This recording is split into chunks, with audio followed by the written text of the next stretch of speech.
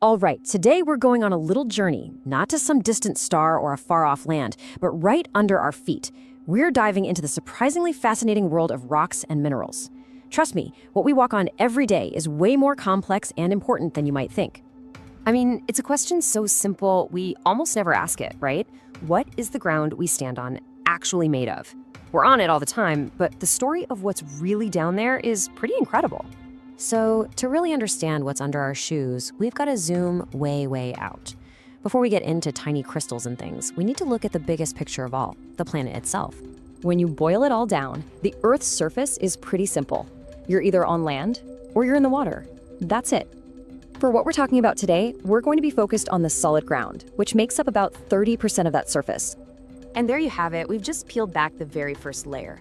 Underneath all the grass and the trees and the cities, the foundation of all land is just a mix of soil and our main event for today, rocks.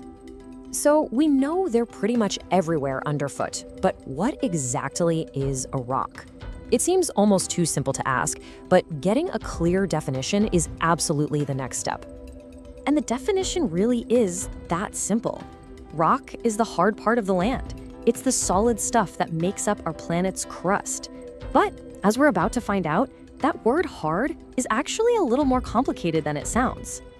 That's right. The first big thing to get is that not all rocks are the same. They basically fall into two main categories based on how durable they are. You've got your hard rocks, which are super tough and resistant, and then your soft rocks, which, as you can guess, are much easier to break or shape. What's really cool is how familiar these names are. For hard rocks, you see marble, granite, and sandstone, all famous for being used in buildings. And on the soft side, you've got coal, limestone, and graphite. And even though they're called soft, their usefulness is just massive. Okay, so definitions are useful, but what does all this actually look like in the real world? Let's check out how these different types of rocks have, quite literally, shaped human history. I mean, really think about it. From these ancient monuments that have been standing for thousands of years to the tools we use every single day, rocks are kind of the silent partners in our human story. They're our building blocks, our fuel, even our art supplies. You can really see the power of hard rocks showing off in grand architecture. The absolutely breathtaking Taj Mahal, that's made of brilliant white marble. The incredible Red Fort in Delhi is built from red sandstone. These aren't just buildings, they're basically giant monuments to the strength of the stuff they're made from. Okay, now, from these huge world-famous structures, I want you to scale way down. Think about something you've probably used today. Something small, something simple. Because, well, rocks are hiding in there too. Yep, that's right. The part of your pencil that makes the mark, it isn't lead at all. It's graphite, one of those soft rocks we just saw. It's soft enough to leave a little trail of itself on paper, which makes it perfect for writing. It's such a fantastic example of how a soft rock's unique properties can be put to amazing use.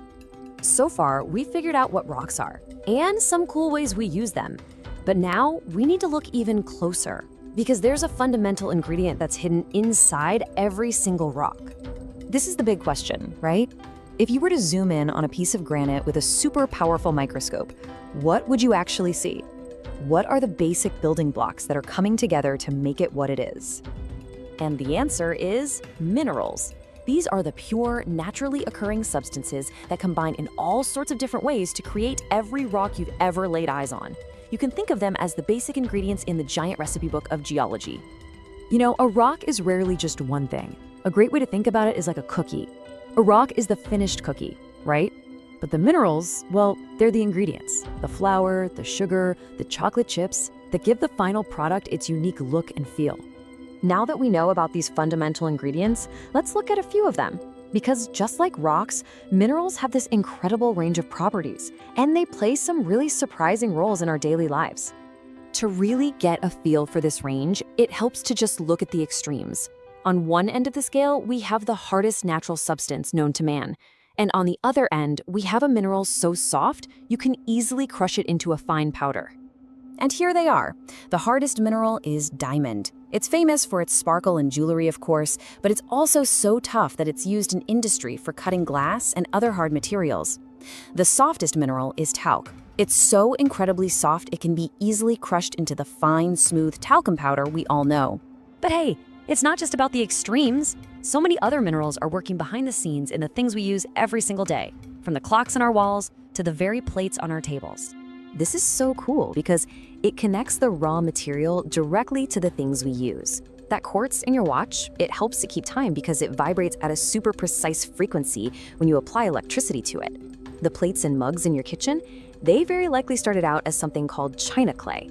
And mica, which can be split into these thin, clear sheets, is essential for making glass and mirrors. And that really brings us right back to our final thought. We've journeyed from the surface of the whole Earth, down into the rocks, and all the way to the tiny minerals inside them. So just take a look around you. From the glass in your screen to the metal in your phone, you are surrounded by the end products of this incredible geological journey. The world beneath your feet is, quite literally, all around.